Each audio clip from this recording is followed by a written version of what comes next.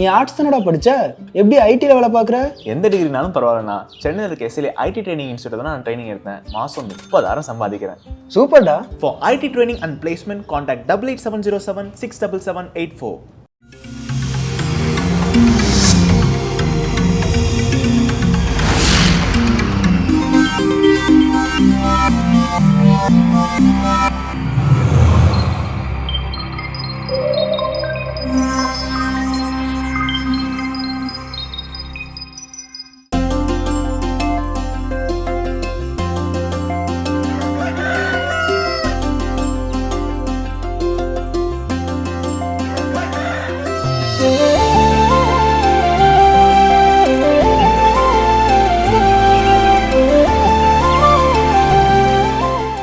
நேயர்கள் அனைவருக்கும் இனிய காலை வணக்கம். எங்களோட இணைந்து நீங்கள் பார்க்கவிருப்பது மாதா தொலைக்காட்சியின் கடவுள் வணக்கம்.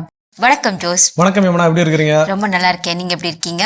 எல்லா நாள் போலவே இன்றைய நாளும் ரொம்ப ரொம்ப மகிழ்ச்சி, சிறப்பு, உற்சாகமா இருக்குது இந்த நாள். திருவருகை காலம் பயணம் பண்ணிட்டு இருக்கிறோம், கிறிஸ்துவோடைய பிறப்பை எதிர்கொண்டு. இந்த சூழல்ல இன்னைக்கான கதை வேற என்ன அப்படின்னா, ஒருத்தருக்கு இன்னைக்கு நிறைய பேருக்கு என்னன்னா அந்த மனநோய் அப்படிங்கிறது இருக்குது. கண்டிப்பா. சிம்பிளா ஒரு உதாரணம் சொல்லணும் அப்படின்னா, செல்போன் அடிக்கவே அடிச்சிருக்காது, ஆனா செல்போன் அடிச்ச மாதிரி ஒரு ஃபீல் சவுண்ட் கேட்ட மாதிரி இருக்கும். எடுத்து பார்ப்போம், மெசேஜ் வந்திருக்காது, ஆனா மெசேஜ் டோன் கேட்ட மாதிரி இருக்கும்.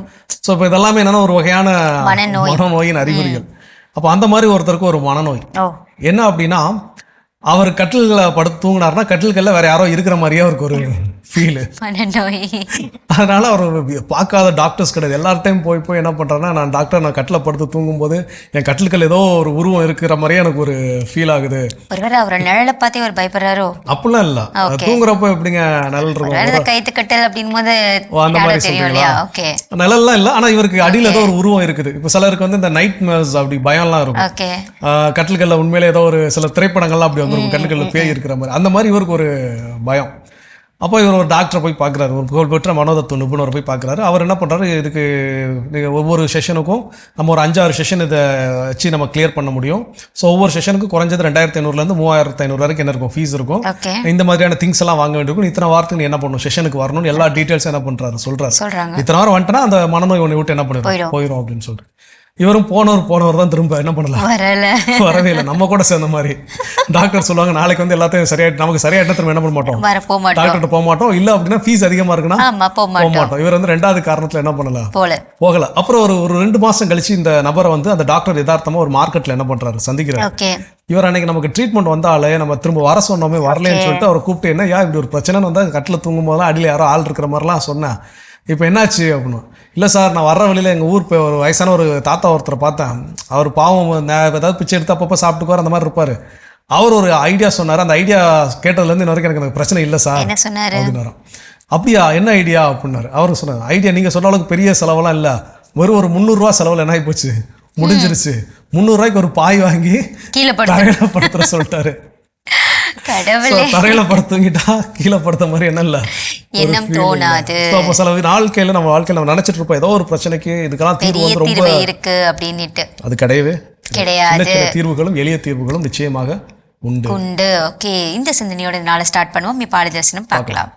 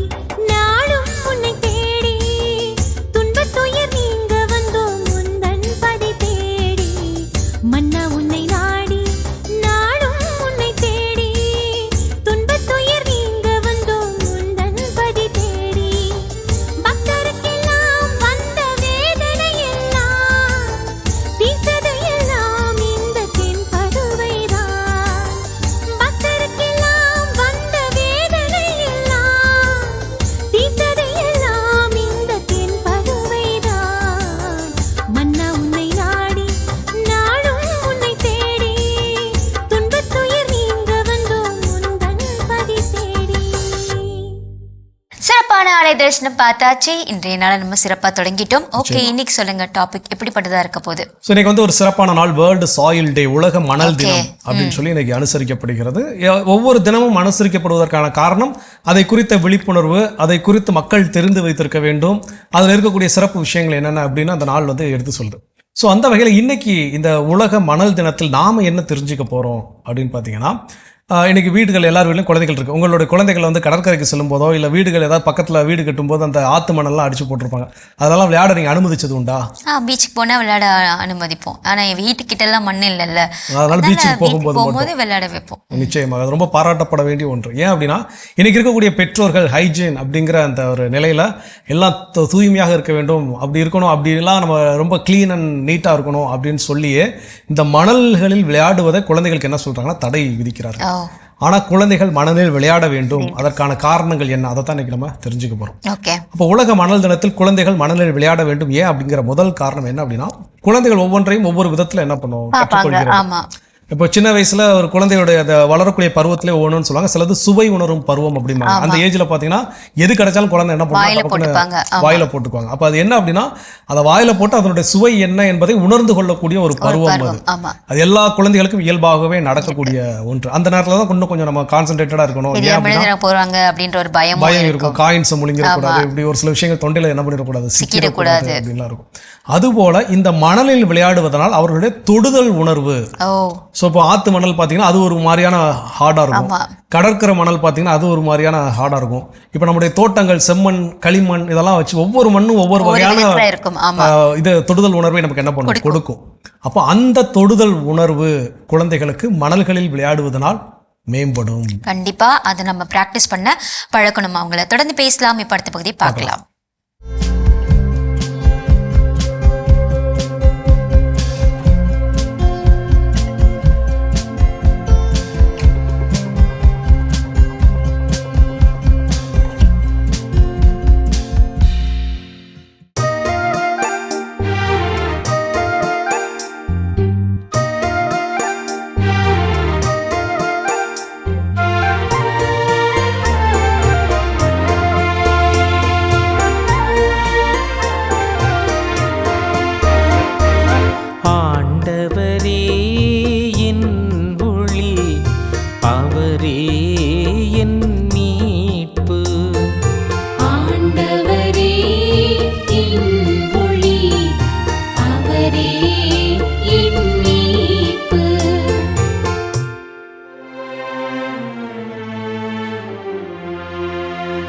ஆண்டவரே என் ஒளி, அவரே என் மீட்பு, யாருக்கு நான் அஞ்ச வேண்டும்?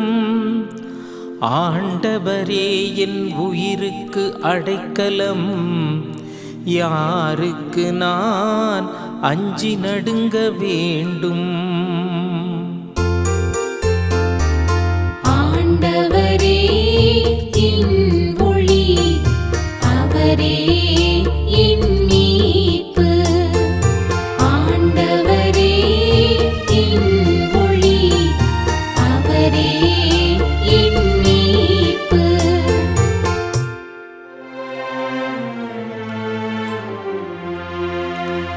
நான் ஆண்டவரிடம் ஒரு விண்ணப்பம் செய்தேன், அதையே நான் நாடி தேடுவேன்.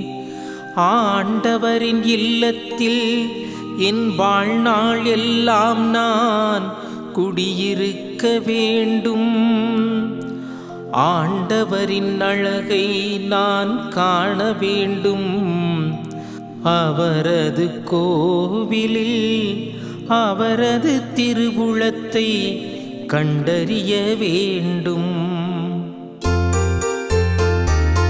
ஆண்டவரே என் ஒளி, அவரே என் மீட்பு, ஆண்டவரே என் ஒளி, அவரே என் மீட்பு.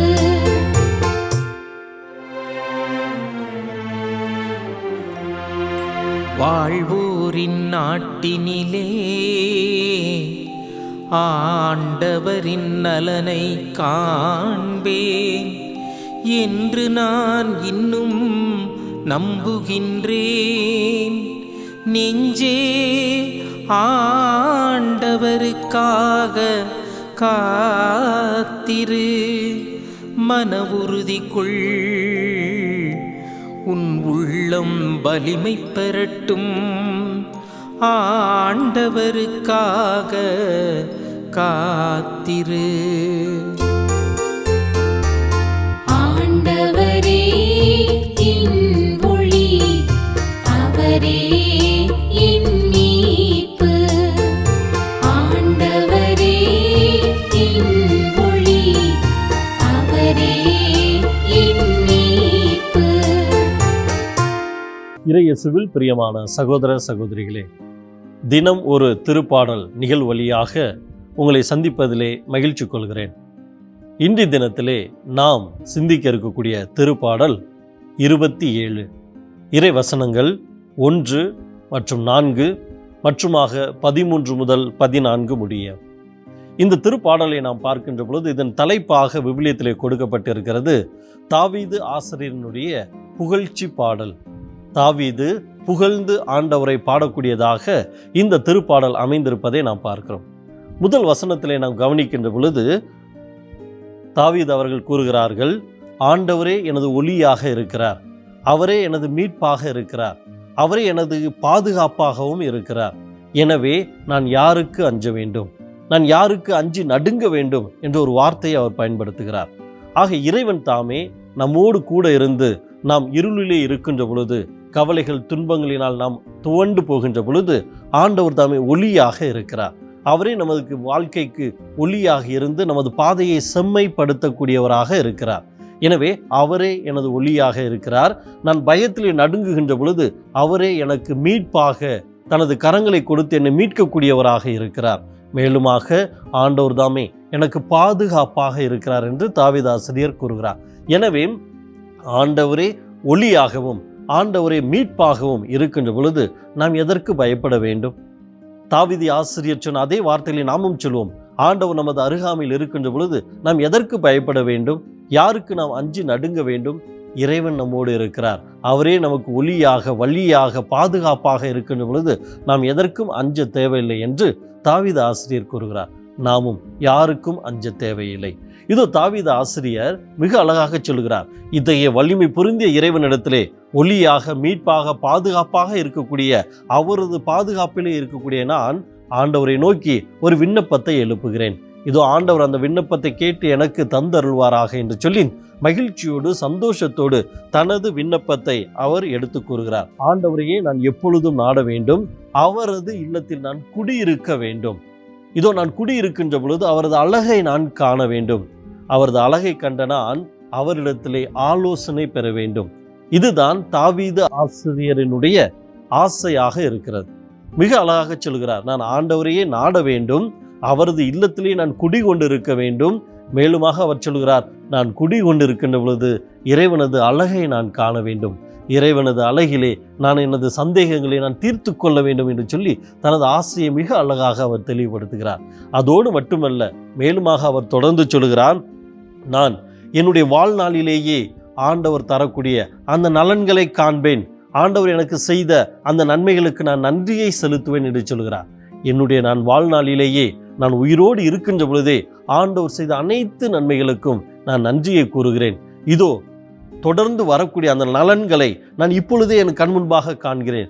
ஏனென்றால் ஆண்டவரே எனது மீட்பாக இருக்கிறார், எனது பாதுகாப்பாக இருக்கிறார், எனது ஒளியாக இருக்கிறார். எனவே நான் பெற்றுக்கொள்ளக்கூடிய அந்த நலன்களை நான் இப்பொழுதே எனது கண் முன்பாக காண்கிறேன். எனவே ஆண்டவருக்கு நான் நன்றி செலுத்துகிறேன். தொடர்ந்து அவர் கூறுகின்ற பொழுது சொல்கிறான், எனவே அந்த நாள் வரும் வரை நான் ஆண்டவருக்காக காத்திருக்கிறேன். நான் ஆண்டவருக்காக என் உள்ளத்தோடு அவரை எனது உள்ளத்தில் ஏற்றுக்கொள்ள நான் அவருக்காக காத்திருக்கிறேன். இதோ நெஞ்சே, நீ ஆண்டவருக்காக காத்திரும், மன உறுதி கொள், என் உள்ளம் வலிமை பெறட்டும். ஆண்டவருக்காக காத்திரு. இதோ காத்திருக்கக்கூடிய அந்த காலங்களிலே மனக்கலக்கம் ஏற்பட்டு விடக்கூடாது என்று அவர் என்ன சொல்கிறார் என்றால், மனக்கலக்கம் ஏற்பட்டு விடாமல் இருப்பதற்காக தனது உள்ளத்தை அவர் சொல்கிறார், வலுவூட்டுகிறார். உள்ளமே வலிமை பெற்றிடு, இதோ வரக்கூடிய ஆண்டவரை நாம் எதிர்நோக்கி அவரை பார்க்க வேண்டும், அவரிடத்திலே நாம் தேவைகளை எடுத்துரைக்க வேண்டும். எனவே நாம் காத்திருப்போம். என் நெஞ்சே, நீ ஆண்டவருக்காக காத்திரு, நம்பிக்கையோடு காத்திரு. அவர் தாமே செய்த நன்மைகளுக்கு நன்றியை சொல்லிக்கொண்டே இரு.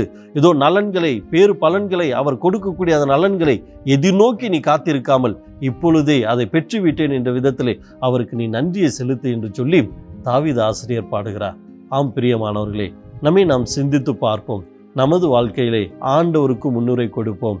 அவர்தான் நம்முடைய ஒளியாக இருக்கிறார். இருள் சூழ்ந்த அந்த வேளையிலே ஒளியை கொடுத்து ஒரு பிரகாசமான ஒரு வாழ்க்கைக்கு நம்மை வழிநடத்தி செல்லக்கூடியவராக அவர்தாமே இருக்கிறார். எனவே அவரே ஒளி, அவரே மீட்பு, அவரே எனது பாதுகாப்பு என்று அவரிடத்தில் நாம் அடைக்கலம் புகுவோம். இறைவனது ஆசை நம்மோடு இருக்கும். ஜெபிப்போம். அன்பு மிகுந்த இறை மக்களே, இதோ இறைவன் தாமே நம்மோடு கூட இருக்கிறார். அவர் தாமே ஒளியாக, வழியாக, பாதுகாப்பாக இருக்கிறார். எனவே நாம் பயப்படாமல் ஆண்டவரிடத்திலே வருவோம். இதோ ஆண்டவரது சந்நிதியிலே நான் மகிழ்ந்து இருக்க வேண்டும் என்று திருப்பாடல் ஆசிரியர் சொன்னதைப் போல ஆண்டவரை நாடுவோம். அவரது சந்நிதியிலே மகிழ்ச்சியை கொள்வோம். இதோ அவரது அந்த மகிழ்ச்சியிலே நாம் இறைவனை கண்டு நமது சந்தேகங்கள் எல்லாவற்றையும் நாம் தீர்த்து கொள்வோம். இதோ ஆண்டவர் தாமே அறிவினை கொண்டவராக இருக்கிறார், எல்லாவற்றையும் தெரிந்தவராக இருக்கிறார். அவரிடத்திலே நாம் வருகின்ற பொழுது பாதுகாப்பு மட்டுமல்ல, நம்முடைய சந்தேகங்கள் தீர்க்கப்பட்டு நாம் தெளிவானவர்களாக இறைவனை நோக்கி வரக்கூடிய நல்லதொரு மக்களாக நாம் மாறுவோம். இதோ இத்தகைய வரத்தை வேண்டி இன்றைய நாளிலே நாம் சிறப்பாக ஜெபிப்போம். இறை ஆசீர் உங்களோடு என்றும் இருப்பதாக. அருமையான தினம் ஒரு திருப்பாடல் பகுதி பார்த்துட்டோம். இன்னைக்கான திருப்பாடலும் கேட்டாச்சு. அதோட இன்னைக்கு பேசிட்டு இருக்கிறோம், குழந்தைகள்லாம் மண்ணிலெல்லாம் விளையாட விடுங்க. அதுக்கு ஏன் அப்படிங்கிற காரணத்தை தான் பேசிட்டு இருக்கோம். அடுத்த காரணம் என்ன சொல்றாங்க? அடுத்த காரணம் என்ன சொல்றாங்கன்னா, இப்போ நம்ம குழந்தைங்கள மண்ணில் விளையாடுறதுக்கு ஒரு காரணம் என்னன்னா, எச்சு துப்பு இருப்பாங்க, நிறைய கழிவுகள்லாம் இருக்கும், அதனால குழந்தைகளை விளையாட விட மாட்டாங்க, ஹைஜீனிக்காக இருப்பாங்க. ஆனால் அப்படி குழந்தைகள் மண்ணில் விளையாடும் பொழுது அவங்களுக்கு என்ன மாதிரி ஒரு இது கிடைக்குதுன்னு பார்த்தீங்கன்னா, எதிர்ப்பு சக்தி அவங்களுக்கு அதிகரிக்குது அப்படின்றாங்க. ஏதாவது உடல்ல ஒரு நோயோ ஏதோ வந்துச்சுன்னா இந்த மாதிரி அவங்க பண்றதுனால அவங்களுக்கு எதிர்ப்பு சக்தி கிடைக்குது. ஏன்னா புதுசா ஒரு விஷயத்தை அவங்களுக்கு பண்ணும்போது ஃபர்ஸ்ட் டைம் அவங்களுக்கு ஒரு எரிச்சலோ ஏதோ கண்டிப்பா இருக்கும். அடுத்த வாட்டி அவங்களுக்கு அது பிராக்டிஸ் ஆகும்போது கண்டிப்பா அதை ஏற்றுக்கொள்ளக்கூடிய உடல்நிலை அவங்களுக்கு வந்துடும். நிச்சயமா ரொம்ப சிறப்பா சொன்னீங்க. ஏன்னா இன்னைக்கு நிறைய பெற்றோர்களுக்கு இருக்கக்கூடிய பயம், இந்த மாதிரியான மண்கள் தூய்மை நிறைந்ததாக இருக்காது, அது தூய்மையற்றதாக இருப்பதனால் இந்த குழந்தைகள் எளிதில் நோய்வாய்ப்பட்டு விடுவார்கள், அதனால அவங்க நோய்வாய்ப்படக்கூடாது, அதுல இருந்து நான் பாதுகாக்கிறேன் அப்படின்னு சொல்லக்கூடிய பெற்றோர்கள் உண்மையிலே பாராட்டணும். ஆனா அதுல கவனிக்க வேண்டிய முக்கியமான ஒரு விஷயம், முதல் முறையாக விளையாட விடுகின்ற பொழுது ஒரு குழந்தையினோட நோய் எதிர்ப்பு திறன் கம்மியா இருந்துச்சுன்னா நிச்சயமாக ஏதாவது அலர்ஜி வரும், ஒரு அலர்ஜி வரும், இல்ல அவங்களுக்கு உடல் உவாமை போல இன்னும் வேற ஏதாவது ஒரு காய்ச்சல் என்னன்னாலும் என்ன பண்ணும் வருவதற்கான சூழல் அப்படிங்கிறது இருக்குது. ஆனால் அதை இந்த உடல் என்ன ஆகும்னா ஒவ்வொரு டைம் அடுத்தடுத்த முறை விளையாடுகின்ற பொழுது அதுக்கு ஏற்றால் போல் அதை மாறிவிடும். அப்பதான் அந்த நோய் எதிர்ப்பு சக்தி என்பதை என்ன பண்ணும், இன்க்ரீஸ் ஆகும். இம்யூன் சிஸ்டம் அப்ப கரெக்டா வேலை செய்யும். நான் அதை எதிர்கொள்ள விடாமலே, அப்படிப்பட்ட ஒரு விஷயத்தை நான் நடக்க விடாமலே நான் தடுத்து என் குழந்தைய பாதுகாக்கிறேன்னா நாளைக்கு சின்ன விஷயம் கூட பெரிய லெவல்ல என்ன பண்ணும், பாதிப்பை ஏற்படுத்தும். கற்றுக்கொள்வோம். இன்னும் வேற என்ன விஷயம் இருக்குங்கிறத தொடர்ந்து பேசுவோம்.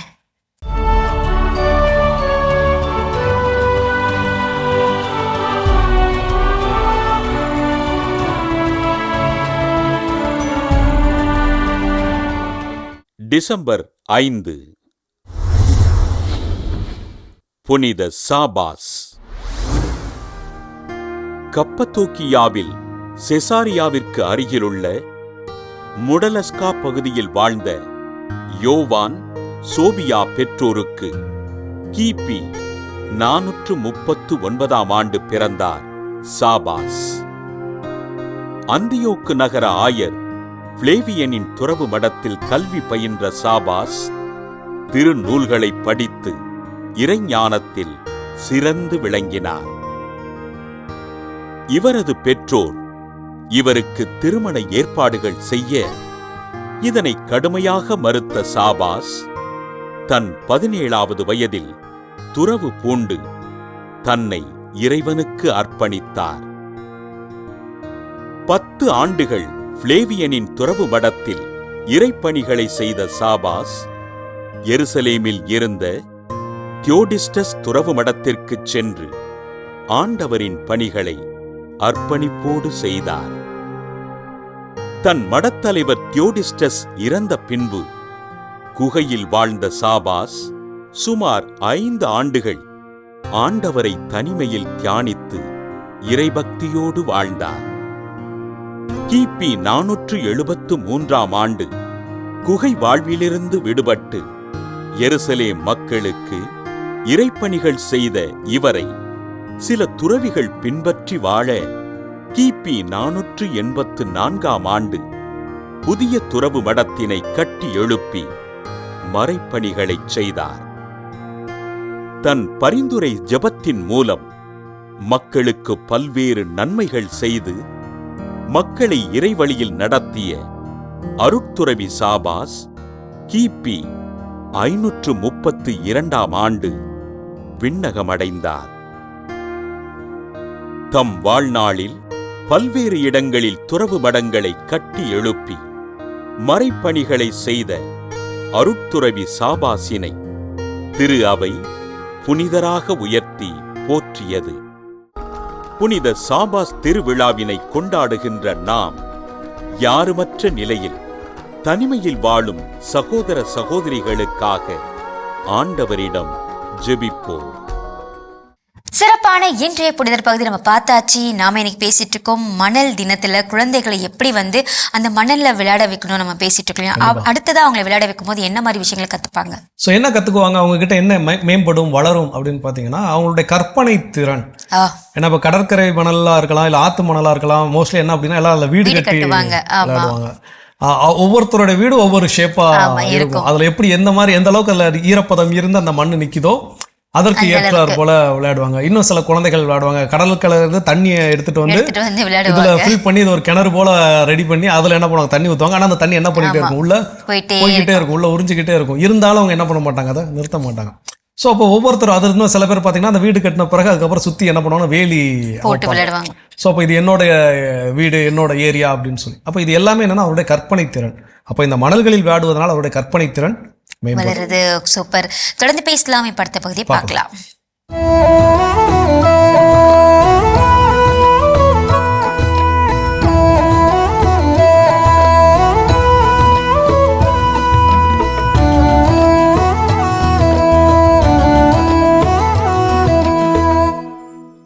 இது மும்பையில் நடந்த வேடிக்கை கதை. ஒரு பெண்ணுக்கு மும்பையில் வேலை கிடைத்தது, கணவனுக்கோ சென்னையிலே வேலை. வேறு வழி இல்லை, தனியாகத்தான் அனுப்பி வைக்க வேண்டியிருந்தது. அவளை அவ்வளவு ஒர்க் ப்ரெஷர் அனுப்பி வைத்தான். அவளும் மும்பைக்கு தனியாகவே போய்விட்டால், போய் வேலையிலும் சேர்ந்து விட்டால். நல்ல கம்பெனி, தங்குவதற்கு வீடும், வீட்டுக்கே வந்து அழைத்து செல்ல வாகனமும் ஏற்பாடு செய்திருந்தார்கள். அவளுக்கு பரம திருப்தி. மகிழ்ச்சியோடு தன் சென்னை கணவருக்கு SMS குறுஞ்செய்தி அனுப்பி வைத்தாள். ஆனால் அதுவோ தவறுதலாக வேறொருவருக்கு. அப்போதுதான் மனைவியை பறிகொடுத்து அழுது ஆர்ப்பாட்டம் செய்து இறுதி சடங்குகளை செய்து முடித்துவிட்டு வீடு திரும்பிய அந்த சோக கணவனுக்கு மாறி போய்விட்டது அந்த SMS. சோகமாய் வீடு திரும்பிய அந்த கணவன் தன் செல்போனை எடுத்து வீங்கிய விழிகளோடு அந்த SMS-ஐ எடுத்து பார்க்க, அந்த SMS குறுந்தகவல் இப்படி மின்ன பார்த்ததும் அதிர்ச்சி மேல் அதிர்ச்சி கொண்டான், மயக்கமே போட்டு விட்டான் போங்கள். அந்த செய்தி இதுதான். என் இனிய கணவானே, நான் பாதுகாப்பாக இங்கே வந்து சேர்ந்து விட்டேன். தங்குவதற்கு இடமும் வாகன வசதியும் உண்டு, ஒரு குறையும் இல்லை. மகிழ்ச்சியாய் இருக்கிறேன். நீங்கள் என்னை பற்றி கவலைப்பட வேண்டாம். உங்களை பற்றி இங்கே பேசி வைத்திருக்கிறேன். வெகு விரைவில் உங்களையும் அழைத்துக் கொள்கிறேன். இப்படிக்கு உங்கள் இனிய மனைவி இனியா. செல்ல தூக்கி போட்டுட்டு பேயறிஞ்சது மாதிரி உட்கார்ந்துட்டானா அந்த இனியாவோட இனிய புருஷன். தகவல் பரிமாற்றம் சில சமயங்களில் தாறுமாறாயும் தடம் மாறி பரிமாறும். அவரவருக்கு நிகழாதவரை நிகழ்வது எல்லாம் வெறும் தகவல் தான்.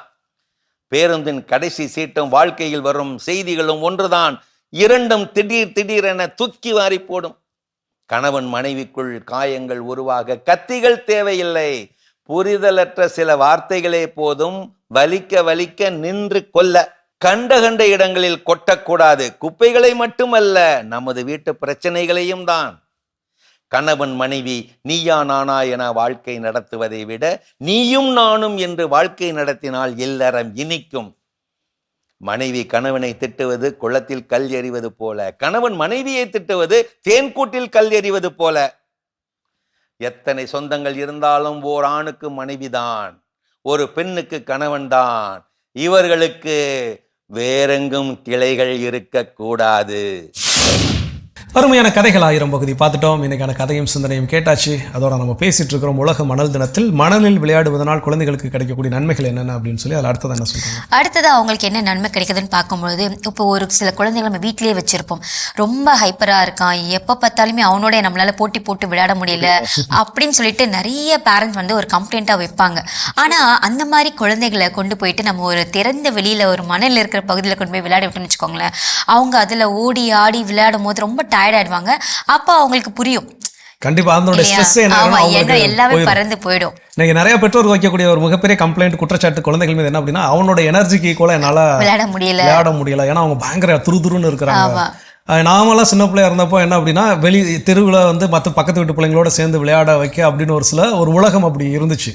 இன்னைக்கு யாரும் பக்கத்து வீட்டில் யார் இருக்காங்கன்னே தெரியாத அளவுக்கு என்ன பண்றோம், நம்மலாம் நம்மளோட வீடுகளில் நம்மளுடைய வேலை சுமை ஒரு பக்கம் அப்படி மாறிடுச்சு, வாழ்க்கை முறையும் அப்படி என்ன பண்ணிருச்சு மாறிடுச்சு. அப்போ வீட்டுக்குள்ளே இருக்கக்கூடிய குழந்தைகள் எளிதில் அவங்களுடைய ஸ்ட்ரெஸ் அவங்களுக்கு ரிலீஸ் பண்றதுக்கு வாய்ப்புகள் இல்லை.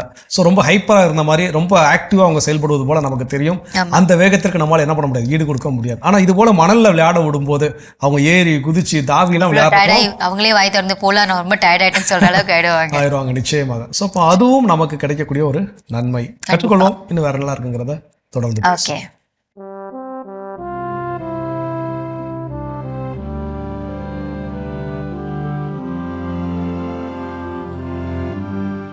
அன்புக்குரியவர்களே, ஆண்டவர் இயேசுவின் இனிய திருப்பெயரில் உங்களை அன்போடு வாழ்த்துகின்றேன்.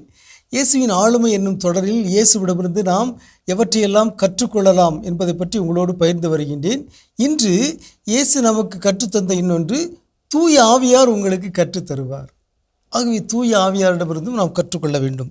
2 செய்திகளை நாம் பார்க்கலாம். ஒன்று யோவான் 14:26. யோவான் 14:26 நாம் வாசிக்கின்றோம், என் பெயரால் தந்தை அனுப்பப் போகிற தூய ஆவியாராம் துணையாளர் உங்களுக்கு அனைத்தையும் கற்றுத்தருவார். எனவே தூய ஆவியாரிடமிருந்து கற்றுக்கொள்ளுங்கள் என்று இயேசு சொல்கிறார்.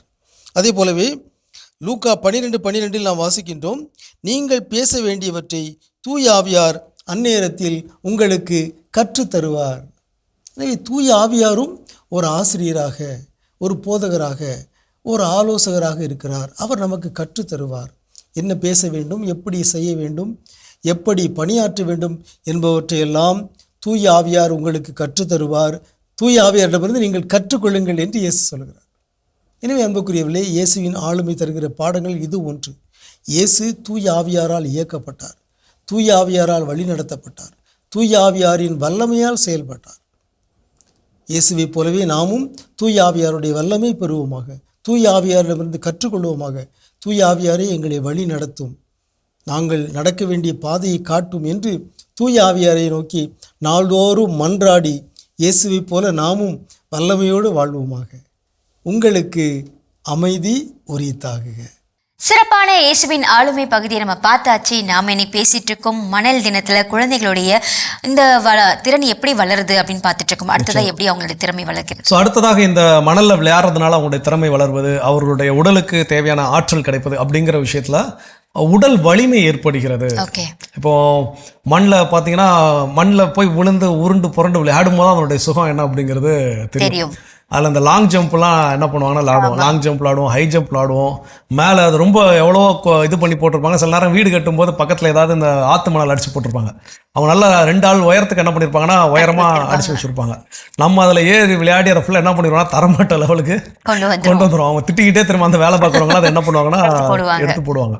ஸோ இப்போ அந்த மாதிரியான விளையாட்டுகள் விளையாடுறதுனால உடல் வலிமை அடைகிறது. ஏன்னா ஒரு ஜம்ப் பண்ணுறதோ இல்லை, அவங்க இன்னும் நிறைய விளையாட்டுகள் என்ன இல்லாமல் என்ன பண்ணலாம் அதில் சொல்லலாம். ஏன்னா மண்ணில் விளையாடுறப்போ உருண்டு புரண்டு தான் விளையாடுவோம். தரையில் விளையாடும்போது அடிபடும் தெரியும், ஆனால் மண்ணில் இருக்கிறப்போ அப்படி அடிபடாது. ஸோ அப்போ உருண்டு புரண்டு விளையாடுகின்ற பொழுது நம்முடைய உடல், குழந்தைகளுடைய உடல் வலிமையானது என்னன்னா வலிமை அடைய செய்கிறது. அப்போ அதுபோல விளையாட நாம் அனுமதிக்க வேண்டும். ஓகே, இன்னும் வேற என்னென்ன இருக்குன்னு சொல்லிட்டு தொடர்ந்து பேசலாம். இப்போ அதுக்கு முன்னாடி ஒரு பிரேக் போயிட்டு வரலாம்.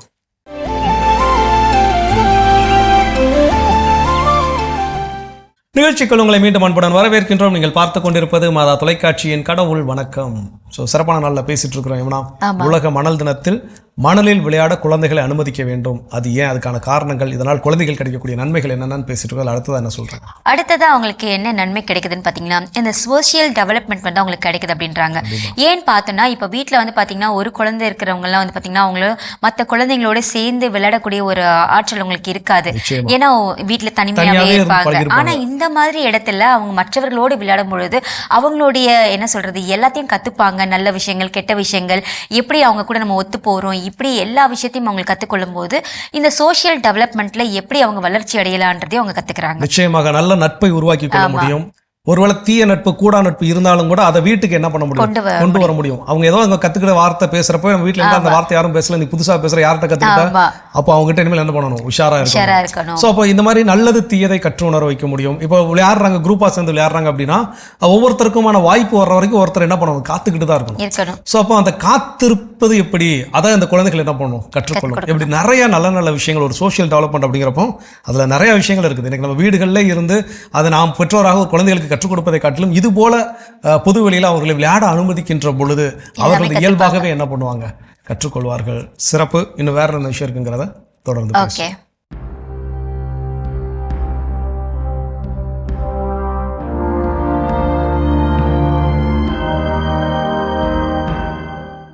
மாதா தொலைக்காட்சி நண்பர்களே, உங்கள் அனைவருக்கும் வாழ்த்துக்கள். நம்ம எல்லாருக்குமே நம்மை படைத்த அந்த கடவுளைப் போலவே நாம் இருக்க வேண்டும், அவருக்கு மிக நெருக்கமாக இருக்க வேண்டும்.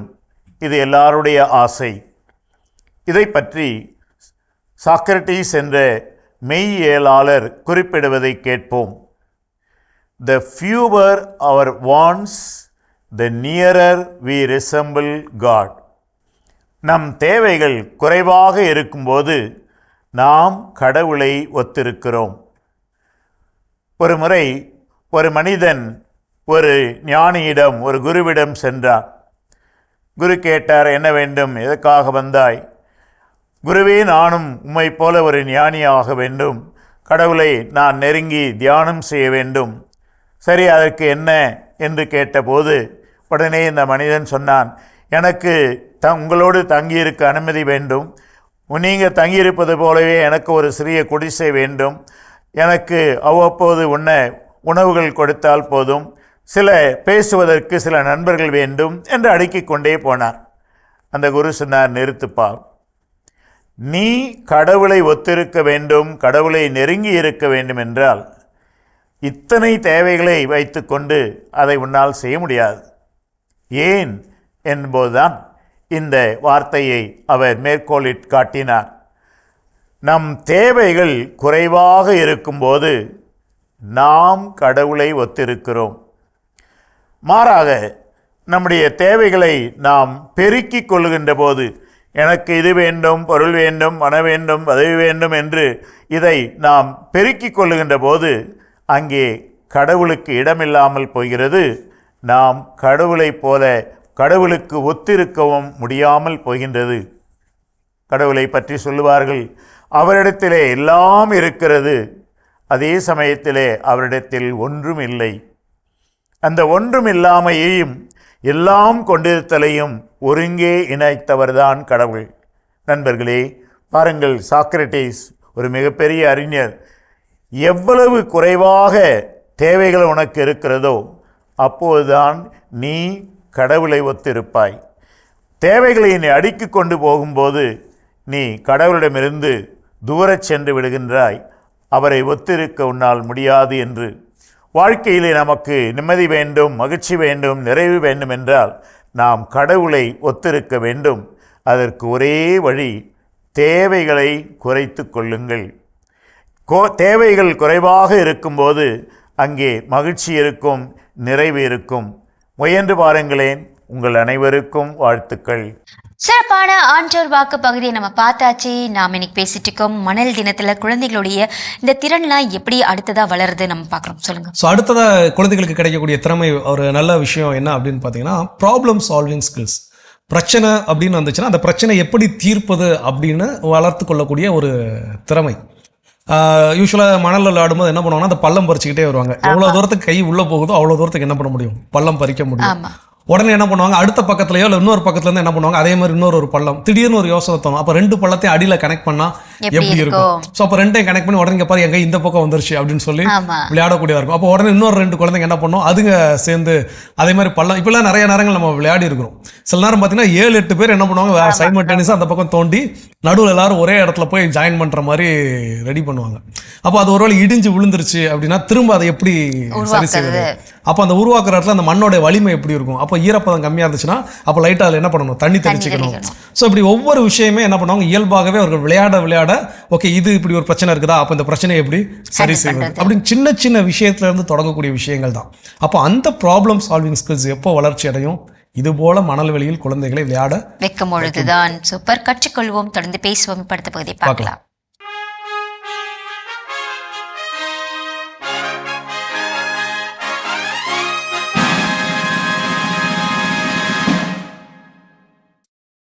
மாதா தொலைக்காட்சி நேயர்கள் அனைவருக்கும் அன்பின் வணக்கம்.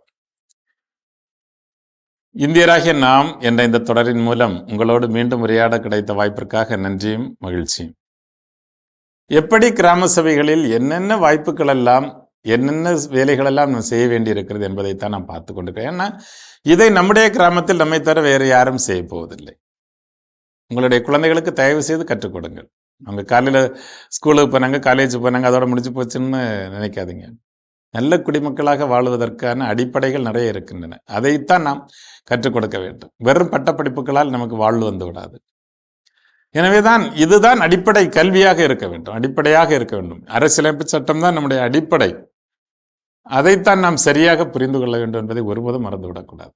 எனவேதான் இவற்றை நாம் விலாவாரியாக பார்த்து கொண்டிருக்கிறோம். இப்போது ஒரு கிராமத்திற்கு தேவையான உள்கட்டமைப்பு வசதிகள் என்ன என்பதை பற்றிய ஒரு தெளிவான அறிவும் புரிதலும் அங்கே இருக்க வேண்டும். இந்த உள்கட்டமைப்புகள் அங்கே இருக்கிற பொழுதுதான் அந்த கிராமம் ஒரு தன்னிறைவு பெற்ற கிராமமாக மாற்றம் பெற முடியும். அதனால தான் இவைகளெல்லாம் நமக்கு தேவை. இதை நம்மால் உருவாக்க முடியும் பெரும்பாலானவை. அதற்கான சமூக திட்டங்களும் இருக்கின்றன. அவற்றை நாம் சரியாக பயன்படுத்த முடியும். இதற்காகத்தான் ஊராட்சியில் தேர்தல் நடத்தி தலைவர்களையும் உறுப்பினர்களையும் நாம் உருவாக்குகிறோம். அதுதான் மறந்துடக்கூடாது. குறிப்பாக என்னென்ன உள்கட்டமைப்பு வசதிகள் ஒரு பட்டியல் பார்த்தோம்னா ஓரளவு என்னென்ன தேவையான திட்டங்கள் என்பதை பற்றி நமக்கு ஒரு புரிதல் இருக்க வேண்டும். அரசு திட்டங்கள், மத்திய அரசு, மாநில அரசு இதுவரை நிறைவேற்றப்பட்டது என்ன, நிறைவேற்றப்படாதது என்ன, மக்கள் தொகை விவரம், என்ன பாலினம் போன்ற விவரங்கள், கிராமத்தில் மொத்த சுய உதவி குழுக்கள் எத்தனை உள்ளன, எல்லா கிராமத்திலும் இப்போ வந்துருச்சு, எவ்வளவு இருக்கின்றன, கிராமத்தில் அடிப்படை வசதிகள் மற்றும் தேவைகள் என்னென்ன அப்படிங்கிறத பற்றிய ஒரு புரிதல், கிராம வரைபடம் ஊராட்சியிடம் உள்ளதா, இதுதான் என்னுடைய கிராமத்தினுடைய எல்லை என்பது மிக தெளிவாக தெரியுமா, கிராமத்தின் இயற்கை வளங்களை பற்றிய வரைபடங்கள் நம்மிடம் தெளிவாக இருக்கிறதா, பள்ளி, கல்லூரி, மருத்துவமனை, கோயில், ரயில், பேருந்து நிலையங்கள் இவை போன்றவை இருந்தால் அவை பற்றிய தெளிவான ஒரு வரைபடம், சொந்த வீடு இல்லாதவர்களுடைய எண்ணிக்கை, நீர் ஆதாரம் என்னென்ன, நீரை சேகரிப்பதற்கான வழிவகைகள் என்னென்ன என்பதை பற்றிய இந்த வசதிகளை தெரிவு செய்தல், ஊராட்சிக்கு உட்பட்ட மொத்தம் எத்தனை கிராமங்கள் இருக்கின்றன, ஏன்னா ஒரே ஊராட்சிக்குள்ளாடி பல கிராமங்கள் இருக்கும். இவை அனைத்தையும் பற்றிய தகவல்கள் நம்மிடத்தில் கண்டிப்பாக இருக்க வேண்டும். இவை திரட்டப்பட வேண்டும். காரணம் இவைகள்தான் அந்த கிராமத்திற்கு தேவையான உள்கட்டமைப்பை உருவாக்குபவை. அந்த உள்கட்டமைப்பு சரியாக இருக்கிற பொழுதுதான் அந்த கிராமத்தை உண்மையாகவே தன்னாட்சி பெற்ற நிறுவனங்களாக, தன்னாட்சி பெற்ற கிராமமாக, தன்னாட்சி பெற்ற ஒரு ஊராட்சியாக அதை மாற்ற முடியும் என்பதை நாம் மறந்துவிடக்கூடாது. எனவேதான் இவையெல்லாம் இந்த உள்கட்டமைப்பை மேம்படுத்துவதற்காக நமக்கு தேவையான தகவல்கள். இவற்றையும் ஒரு கிராம சபை கண்டிப்பாக தயாரித்து வைத்திருக்க வேண்டும். தயாரித்து வைப்பதற்கு நாம் ஒவ்வொருவரும் துணை நின்றிருக்க வேண்டும்.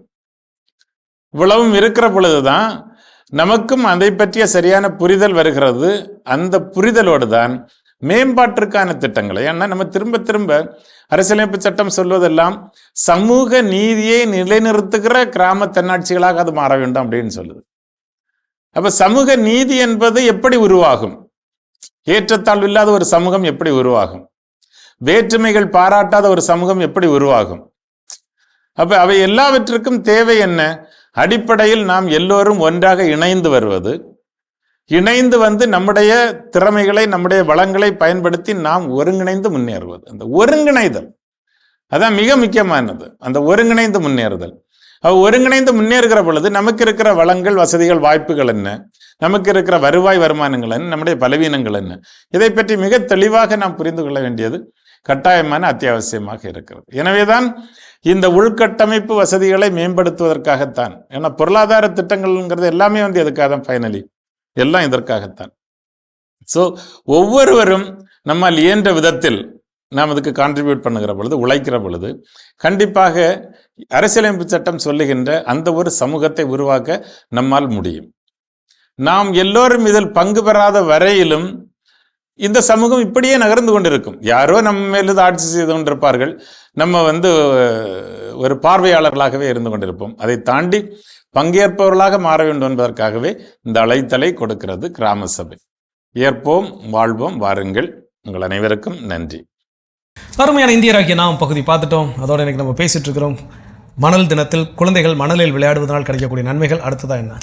அடுத்தது என்ன சொல்கிறாங்கன்னா, குழந்தைகள் கிட்ட ஒரு கான்ஃபிடென்ட் வந்து அவங்களுக்கு கிடைக்கும் அப்படின்றாங்க. எப்படின்னா, இப்போ ஒரு மணலில் ஒரு வீடு கட்டுறாங்க, அந்த வீடு அவங்க நினைத்த மாதிரி வந்துச்சுன்னா அது அவங்களுக்கு ஒரு வெற்றியை கொடுக்கப்ப, நான் நினச்ச மாதிரி இந்த வீடை கட்டிட்டேன், சூப்பராக கட்டிட்டேன் அப்படின்னு சொல்லிட்டு அவங்களுக்குள்ள ஒரு கான்ஃபிடென்ட் வந்து அடுத்து என்ன பண்ணணுன்ற ஒரு நிலைக்கு அவங்க கொண்டு போவாங்க.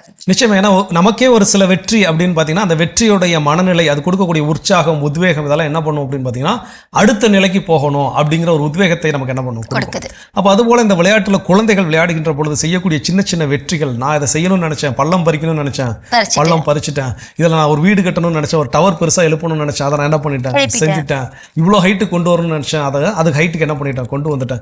இது எல்லாமே அவர்கள் வெற்றி அப்படிங்கிறப்போ இயல்பாகவே அவர்களுக்குள் என்னால் செய்ய முடியும், நான் எல்லாவற்றையும் செய்வதற்கு தகுதியானவன் அப்படிங்கிற ஒரு எண்ணம் இயல்பாகவே அவங்களுக்குள்ள வளர தொடங்கிவிடும். சூப்பர். கற்றுக்கொள்வோம், தொடர்ந்து பேசுவோம். இப்ப அடுத்த பகுதியை பார்க்கலாம்.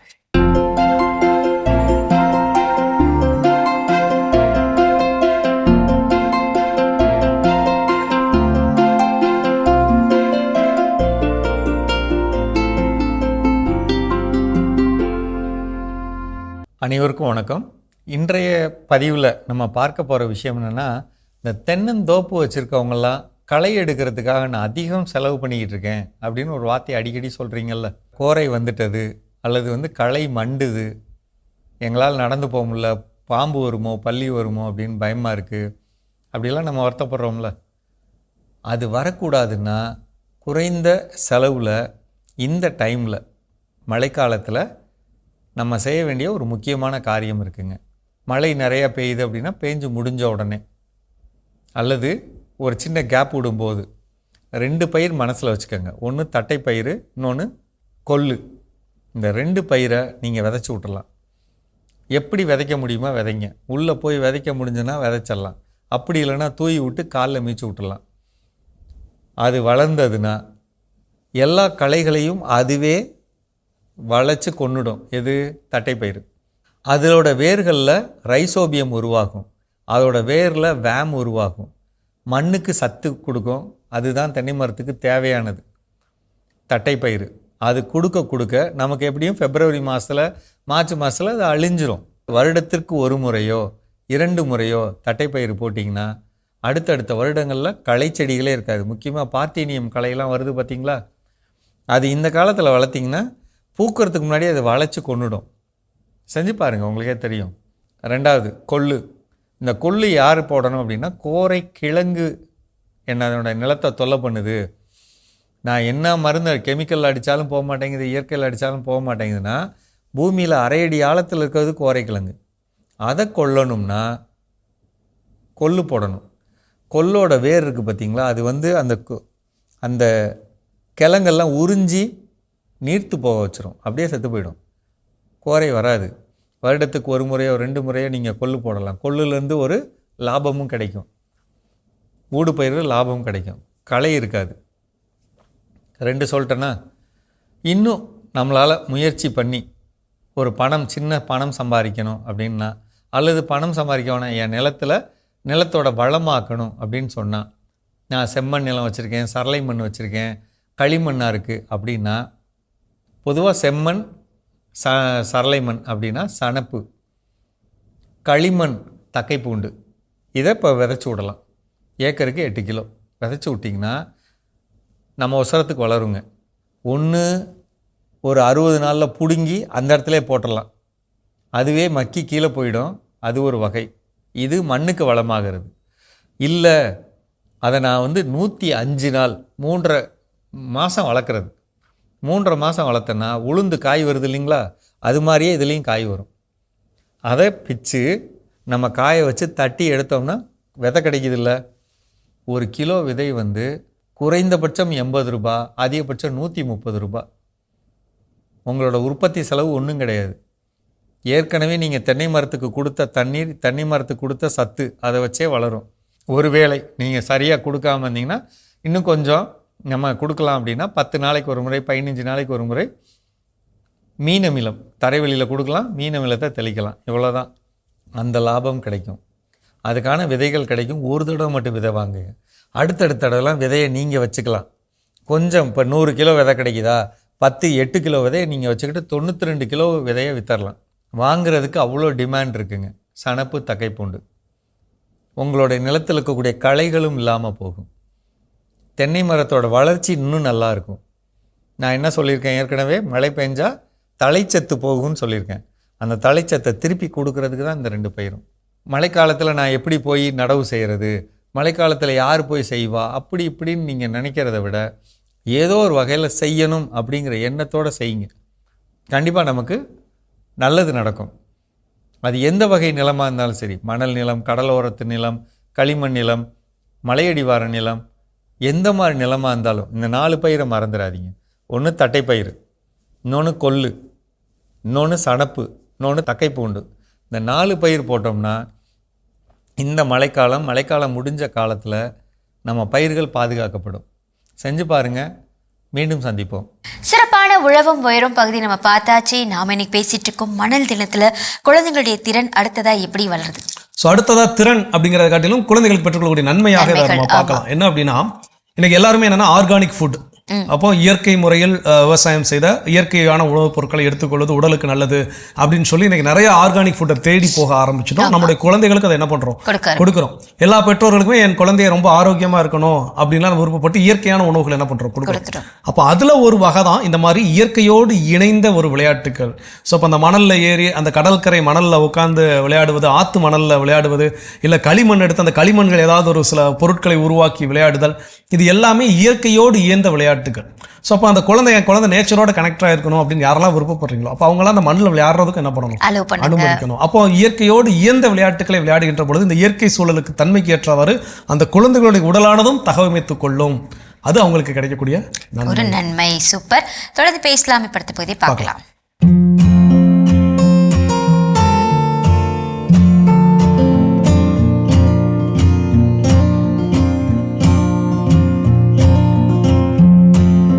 அன்பான மாதா தொலைக்காட்சி நேயர்களுக்கு வணக்கம்.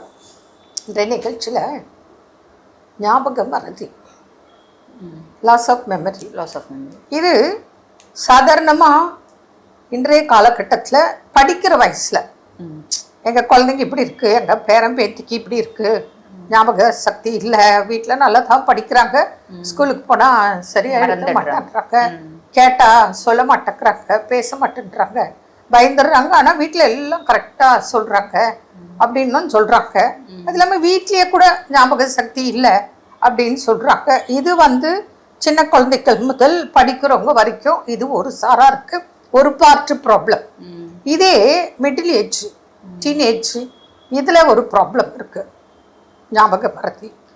ஏஜ்டு பர்சனுக்கும் ஞாபக மறதி இருக்குது. இது சில நோய்களின் தாக்கத்தினாலையும் இருக்கலாம், சில மருந்து மாத்திரைகளோட சைடு எஃபெக்ட்லையும் இருக்கலாம். ஏஜ் ப்ராசஸ், வயதான தருணத்தில் ஞாபக மறதி வர்றது ஒரு இயற்கை. அந்த காரணங்கள் இந்த மாதிரி பல்வேறுபட்டு இருக்கிறத நம்ம விவரமா இன்னைக்கு பேசலாம். கண்டிப்பாங்க. பொதுவாக பாருங்க, இந்த மெமரி இம்பேர்மெண்ட் அப்படின்றது சின்ன குழந்தைங்களுக்கு, ஒரு 4 வயசு குழந்தை, 5 வயசு குழந்தை, ஒரு 8வது படிக்கிற பிள்ளைங்க, 15 வயசாகுது, 16 வயசாகுது, ஒரு 10th படிக்கிறாங்க, +1 படிக்கிறாங்க, இவங்க எல்லாருக்குமே இருக்கு. இதுக்கு காரணம் என்ன? அதாவது மேடம் சொன்ன மாதிரி பேரண்ட்ஸ் எப்படி நரேட் பண்ணுவாங்க, எப்படி கம்ப்ளைண்ட் பண்ணுவாங்கன்னா, வீட்டில் நல்லா மங்குன்னு படிக்கிறாங்க, அங்கே மாட்டு போனால் மார்க்கே வர மாட்டேங்குது, பிள்ளை மறந்துடுது, பிள்ளை எதனால மறக்குது அப்படின்னு கேட்பாங்க. 2 காரணம். ஒன்று, அவங்க வந்து பார்த்தீங்கன்னா மாங்குன்னு படிக்கிறாங்க, அதை மனதளவில் ஃபிக்ஸ் பண்ண மாட்டேங்கிறாங்க அப்படின்னு அர்த்தம். இன்டெப்த்தாக படிக்க மாட்டேங்கிறாங்க. பொதுவாக அர்த்தம் புரிஞ்சு படிக்கணும். அர்த்தம் புரிஞ்சு படிக்கல அப்படின்னா மறந்து போயிடும். அதுக்கு தான் வந்து பாருங்க, ஒரு ரொம்ப வெல்வர்ஸ்டு டீச்சர்ஸ்லாம் கம்பேரிட்டிவ் ஸ்டடி மாதிரி கொடுப்பாங்க. இதை இந்த ஸ்டோரியோட கம்பேர் பண்ணி படிச்சுக்கோ அப்படிம்பாங்க. அந்த மாதிரி படிக்கணும். இன்னொன்று ரிப்பீட்டட் லேர்னிங் அப்படின்றது இருக்கணும். ஒரு விஷயத்த ஒரு கொஸ்டின் நம்ம 21 முறை படிக்கிறோம் அப்படின்னா அது மறக்காது. அதே மாதிரி படிக்கிறத எழுதி பார்க்கணும். இந்த மாதிரி ப்ராக்டிசஸ் வேணும். இந்த ப்ராக்டிசஸ் இல்லாதது மெமரி வந்து பார்த்தீங்கன்னா லாஸ் ஆஃப் மெமரிக்கு ஒரு காரணம். இன்னொன்று, குழந்தைங்களுக்கு போதுமான உடல்ல போஷாக்குத்தனம் இல்லாதது ஒரு காரணம் அப்படின்னு சொல்லலாம். சத்து குறைபாடு ஒரு காரணம் அப்படின்னு சொல்லலாம். இன்னொன்று வந்து பார்த்தீங்கன்னா இன்பில்ட்டாவே அவங்களுக்கு நர்வ்ஸ் எல்லாம் ரொம்ப வீக்கனா இருக்கும், அதனாலையும் ஒரு காரணம் அப்படின்னு சொல்லலாம். Some sort of mental disorders இருக்குது, சைக்காட்ரிக் இல்னஸ் இருக்கு, மனோரீதியான குழப்பங்களும் பிரச்சனையும் இருக்கு அப்படின்னாலும் ஒரு காரணம். இப்போ மத்தியம வயசு மிடில் ஏஜ் பர்சன்ஸ்க்கு வந்து பார்த்தீங்கன்னா எக்ஸசிவ் ஸ்ட்ரெஸ் ஒரு மெயின் ரீசன். அந்த பிரெயின்ல அந்த மூளையில எவ்வளோ போட்டு டம்ப் பண்ண முடியுமோ அந்த மாதிரி 4 மடங்கு டம்ப் பண்ணுவாங்க. வயதானவங்களுக்கு வர்றது செனைல் டிமென்ஷியா அப்படிம்பாங்க. அது வந்து பாருங்க இன்பில்ட்டாவே ஏஜ் நிறைய ஆக ஆக அவங்களுக்கு வந்து பார்த்தீங்கன்னா மறதி அப்படின்றது வரும். ஆனால் என்ன மறதியா இருந்தாலும் அதுக்கு தீர்வு அப்படின்றது ஒன்று இருக்கு. அது மேடம் சொல்லுவாங்க. பொதுவாக இப்போ குழந்தைகள் அப்படின்னா இப்போ நீங்கள் சொன்னீங்க அவங்களுக்கு சில முத்ராஸ் இருக்கு. தொடர்ந்து ஃபர்ஸ்ட் ஒரு 1 மந்த் அவங்க செய்யும் போதே நெக்ஸ்ட் மந்தே அவங்களுக்கு அந்த இம்ப்ரூவ்மெண்ட்ஸ் தெரியும். அது சொல்றோம். அப்புறம் தோப்பு கரணம் போட சொல்றோம். அது வந்து அக்குப்ரெஷர் கம் பாடி எக்ஸசைஸ், அது பிரெயின் லிங்க் பண்ணுது, அதனால ஒரு ப்ளஸ் கிடைக்குது.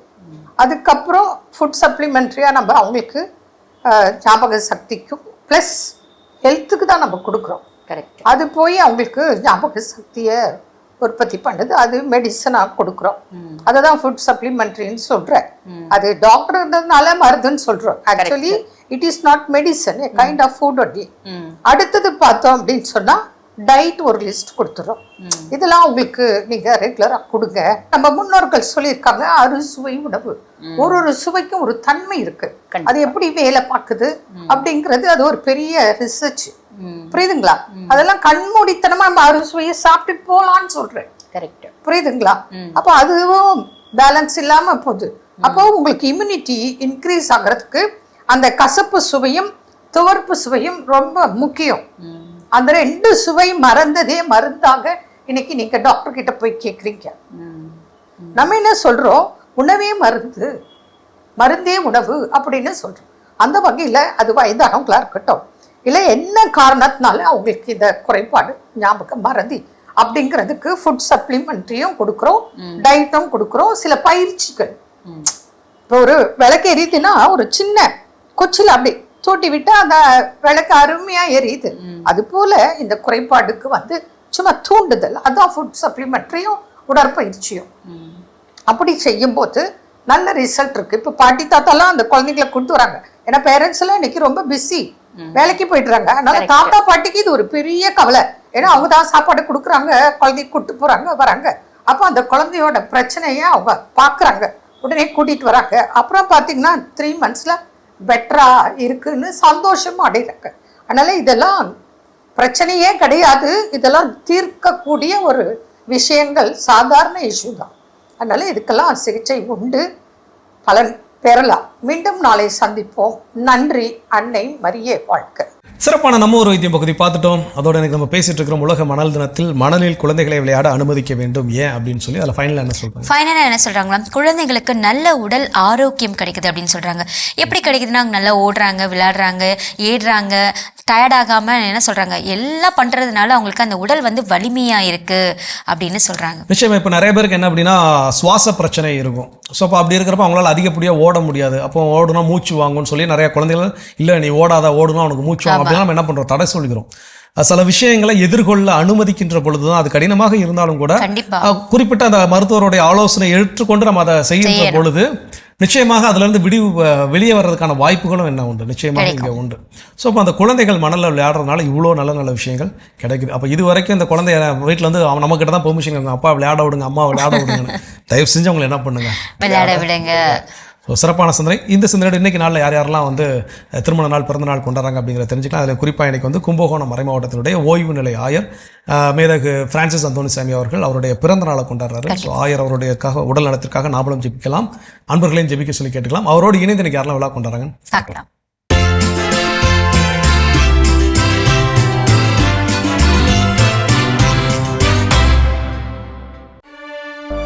இன்று பிறந்தநாள் காணும் கும்பகோணம் மறைமாவட்டத்தின் மேன்னாள் ஆயர் மேதகு பிரான்சிஸ் அந்தோனிசாமி அவர்களுக்கு நல்வாழ்த்துக்கள்.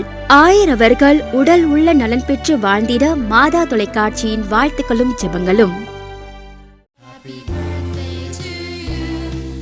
வெயின் பெர்னாண்டோ இன்று தனது 4ஆம் ஆண்டு பிறந்த நாளினை கொண்டாடுகிறார். இவரை வாழ்த்துபவர்கள் அப்பா வில்சன், அம்மா மிடோனா, அண்ணன் வின்னி, தங்கை வியானா, தாத்தாக்கள் வில்லியம்ஸ், வனத்தையன், பாட்டிகள் மேரி, ஸ்டெல்லா, சாந்தி, குடும்பத்தினர், உறவினர்கள் மற்றும் நண்பர்கள்.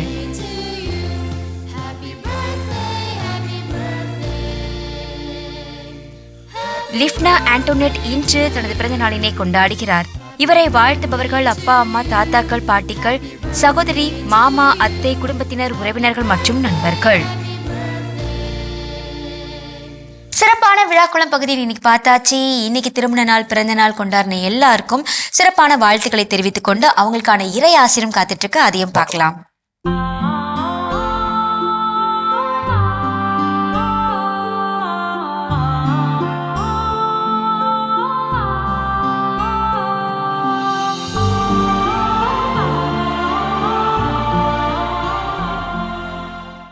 ஆண்டவர் இயேசுவில் என் அன்பிற்கினிய மாதா தொலைக்காட்சி நேயர்களே, இன்றைய இறைவார்த்தை, நீ வருகையிலும் செல்கையிலும் ஆசி பெற்றிடுவாய். உனக்கு எதிராக எழும் உன் பகைவர்கள் உனக்கு முன் முறியடிக்கப்படும்படி ஆண்டவர் அவர்களை உன்னிடம் ஒப்படைப்பார். அவர்கள் ஒரு வழியாய் உனக்கு எதிராக வருவர், ஆனால் 7 வழியாய் உன் கண்களுக்கு முன்னே ஓடிப்போவர். இணைச்சட்டம் 28:6-7 உள்ள இறைவாக்குகள். நம்முடைய வாழ்க்கையில் இது ஒரு பெரிய பிரச்சனை. எப்படி பகைவர்களை சந்திப்பது, எப்படி பகைவர்களை வெற்றி கொள்வது என்பது ஒவ்வொருவருக்கும் இருக்கக்கூடிய ஒரு பெரிய இக்கட்டான சூழல். ப்ரீஆக்குபேஷன் என்று ஆங்கிலத்திலே சொல்லலாம். முதலிலே இவர்களை எப்படி முறியடிப்பது, வெற்றி கொள்வது என்பதற்கு முன் அவர்கள் யார் என்று தெரிய வேண்டும். அப்படி அவர்கள் யார் என்று தெரிந்தால்தான் அவர்களை நாம் வெற்றி கொள்ள முடியும். கண்ணதாசனுடைய கவிதைகளிலே ஒன்று, நான் பகைவனை ஜெயித்து விட்டேன் என்னுடைய பலத்தினாலே, ஆனால் நண்பனிடம் தோற்று போனேன் என் பாசத்தினாலே என்று அவர் எழுதுவார். நம்முடைய பகைவர்கள் யார் என்பது நமக்கு தெரியாமல் இருக்கும். நண்பர்கள் என்ற தோற்றத்தில் போர்வையில் பகைவர்கள் இருக்கலாம். அதுதான் மிகப்பெரிய சிக்கல் என்று நாம் பல சமயங்களிலே நண்பர்களால் பாதாளத்தில் தள்ளப்படுவதை விட நண்பர்கள் என்ற முகமுடியில் இருப்பவர்கள் நம்மை பாதாளத்தில் தள்ளுவதுதான் அதிகமாகி விடுகிறது. ஆனாலும் கடவுள் சொல்லுகிறார், உனக்கு தெரிந்த பகைவர்களாக இருக்கலாம், தெரியாத பகைவர்களாக இருக்கலாம், அவர்கள் உன் முன் முறியடிக்கப்படுவார்கள் என்பதுதான். நாம் அடிப்படையிலே பகைவர்கள் பற்றி கவலைப்பட வேண்டிய அவசியமில்லை. நான் குருவாகி ஜெர்மன் நாட்டிற்கு சென்று என்னுடைய மேல் படிப்பை முடித்துவிட்டு திரும்பி வந்த பிறகு நான் கொடைக்கானல் பங்குடைய பங்கு தந்தையாக நியமிக்கப்படுவதற்கு முன்பாக என்னுடைய வாழ்க்கையை பற்றி என்னுடைய பேராசிரியர் குருக்களிலே ஒருவரிடம் பேசிக்கொண்டிருந்தேன். அவர் நான் குருவாக ஆவதற்கு முன்பாக எனக்கு பேராசிரியராக இருந்தவர். அவரிடம் நான் சொன்னபோது எனக்கு பகைவர்கள் இல்லை என்று சொன்னேன். அப்பொழுது அவர் சொன்னார், உங்களுக்கு தெரியாமல் இருக்கலாம், ஆனால் இருக்கிறார்கள் என்று எண்ணுகிறேன் என்று சொன்னார். நமக்கு பகைவர்கள் இருக்கலாம். யார் என்றால், நம்மை வீழ்த்த வேண்டும் என்று நினைப்பவர்களை விட நாம் வாழ்கிறோம் என்பதால் நம்மில் பொறாமைப்படுகிறவர்கள்.